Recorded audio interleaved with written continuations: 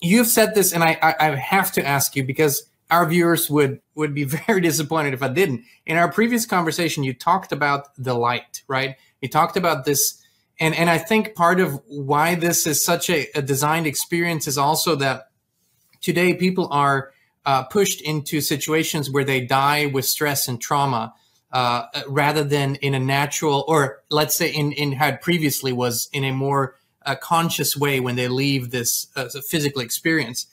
What happens, to the best of your research and knowledge and experience, when you leave the physical body, and there's usually this experience of a bright light, and in the Native American traditions, we're told not to walk into this light, right? They say, turn around, wait.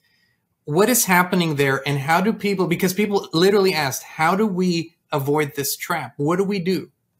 Well, let's put it this way. So much, I mean, when the pennies start to drop on all this, so much that happens, well, all basically in the end that happens here, you can see why it happens. So if you look at what happens in this world, they symbolize God, they symbolize the spirit, they symbolize the spirit as a light. They talk about going to the light. They talk about merging with the light, the light, the light, the light. You know, in the, you know, reincarnation religions, they're preparing you for the reincarnation cycle while you're here to keep going. So what is light? Well, light, I've made this point in a number of books, that light is actually an electromagnetic phenomenon.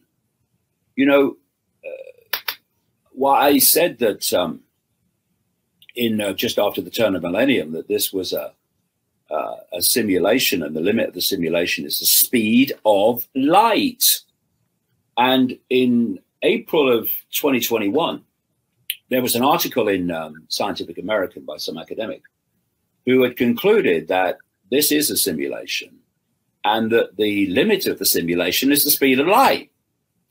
And he related, I say rightly, the speed of light to the processing speed of this level. Well, he didn't think this, he thought this was the simulation. There were other levels of it, but the speed of light, the processing speed of what I would say is this level of the simulation. As he pointed out, you can encode the laws of physics, but you're still limited by your processing speed. And so it would appear that the speed of light is the fastest speed possible. But actually, that's only here. You take astral and non-physical phenomena, like communication between electromagnetic phenomena, like, you know, electrons and all that stuff, then it's not the speed of light that they communicate with. It's bloody instant, way beyond the speed of light, because it's in a different dimension that's going on, a different reality. And so the spiritual symbol in this world is light, the light. But if you look at the Gnostic documents found at Nagamadi in 1945, a treasure trove, really, supposed to have been put in an earthen jar, which was found in 1945 in around 400 AD, that kind of time. But detailing information, that beliefs that went further back, they don't talk about electromagnetic light, like that light. They talk about a watery light. It's a very different light. And that's what they say is beyond what they call the bad copy, the simulation that we're experiencing. So this whole light thing is a trap as well. So when you are manipulated and prepared beforehand to see light as something positive, and then suddenly you leave the body, and because of the mind wipe, you're completely bloody confused what's happening. Then what happens is the light appears, and it's soothing light. it's very much nicer than the shite I've just left. Oh, this must be heaven. And then you have your spiritual masters and your guides and your loved ones and such like, which you know, as I've concluded that they are AI projections. They're AI projections that relate to you individually. And when people say that's not possible, that's fantastic. Well, hold on a minute. There's what 1.5 billion people in China, and the great majority of them are tracked 24/7.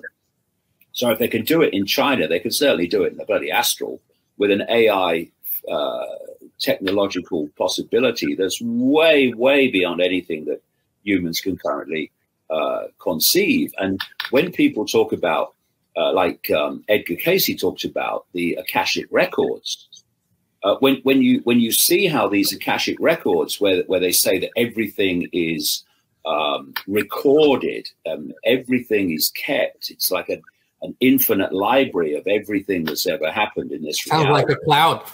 Yeah, they're talking about a database.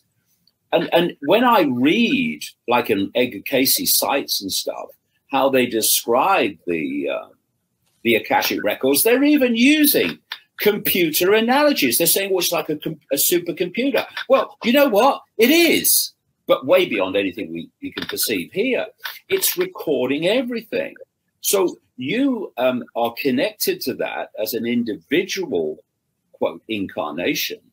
And so when you leave the body and the trap has to continue to get you back here to loose you more, then you get a designer manipulation.